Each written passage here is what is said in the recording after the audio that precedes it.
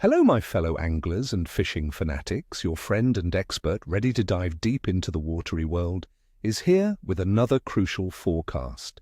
Today, we're setting our sights on Canadian waters for November 9, 2025.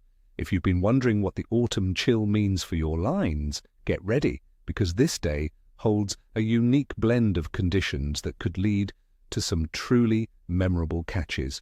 We're talking about that sweet spot where cooling waters meet fish, actively preparing for winter, making it a day of potential big wins for those who know where to look and what to throw.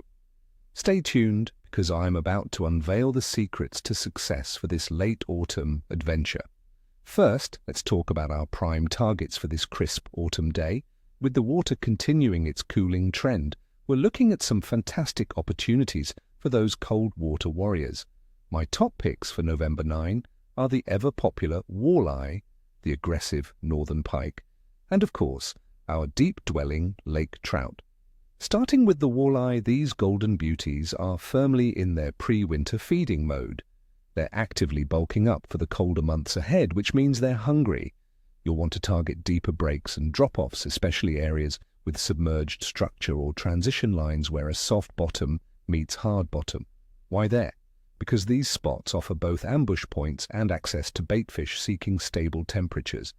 With water temperatures in larger Canadian lakes like Lake Ontario averaging around 7 to 10 degrees Celsius, walleye will be comfortable at these depths. My friends, a slow, methodical retrieve with a jig tipped with a minnow or a deep-diving crankbait will be your secret weapon. Don't be afraid to try scented, soft plastics to make your lure irresistible. Next up, let's chase the aggressive northern pike. November is prime time for big pike, as they're often at their fattest and most aggressive all season. Look for them lurking in shallower, weedy bays, especially those with access to deeper water nearby. They'll also be around rocky points and submerged timber, ambushing unsuspecting prey. They're there because the cooler water still holds some active baitfish, and these structures offer perfect hiding spots. For tackle, big baits are the name of the game, friends. Large spinnerbaits, jerkbaits, or even substantial swimbaits worked with a slower retrieve will entice those trophy-sized fish. Pike are known to be active in slightly stained water, so don't shy away from areas with a bit less clarity. And for those chasing a true freshwater challenge, let's talk lake trout. The colder water is right up their alley. They'll be cruising deeper basins, often near underwater humps or sharp breaks, seeking out schools of baitfish. Depths of 30 to 60 feet or even deeper in larger lakes will be your sweet spot, as the stable, cold water provides ideal conditions and baitfish refuge. Downrigging with spoons or large stick baits can be highly productive. Focus on areas where you mark baitfish on your sonar. The lakers won't be far behind. Now, let's break down the general conditions for November 9, 2025 across Canada. The weather will be typically autumnal, leaning into winter. Expect average daytime temperatures around 1 to 5 degrees Celsius, dropping to a chilly -3 to -15 degrees Celsius overnight. The wind speed will likely be around 3 Beaufort, mostly coming from the southwest, which can make it feel cooler on exposed waters.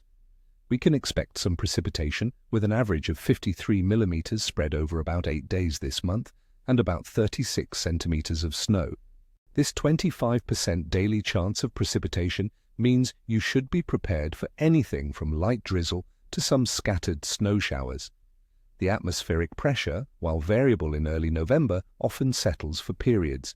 Stable pressure is always a good sign for fishing, so keep an eye on your local forecast for any prolonged steady periods. Water temperatures in major Canadian lakes and rivers will generally range from 5.5 to 15.7 degrees Celsius, with larger lakes like Ontario settling into the 7 to 10 degrees Celsius range. This cooling trend means fish metabolism is slowing down, but crucially, they're still actively feeding to build up fat reserves for the coming winter. They'll be seeking out slightly warmer pockets of water or thermal breaks, but mostly concentrating on deeper, stable environments where baitfish are abundant. For our celestial influence, the moon phase on November 9, 2025 is a waning gibbous with about 77 to 84.67% illumination. It's 3 days after the full moon. Many old-school anglers, myself included, believe the periods around a full moon, even a day or two after, can be excellent for fishing.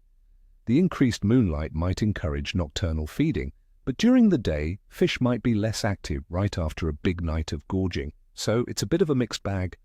The full moon energy is there, but the fish might be resting during peak daylight hours.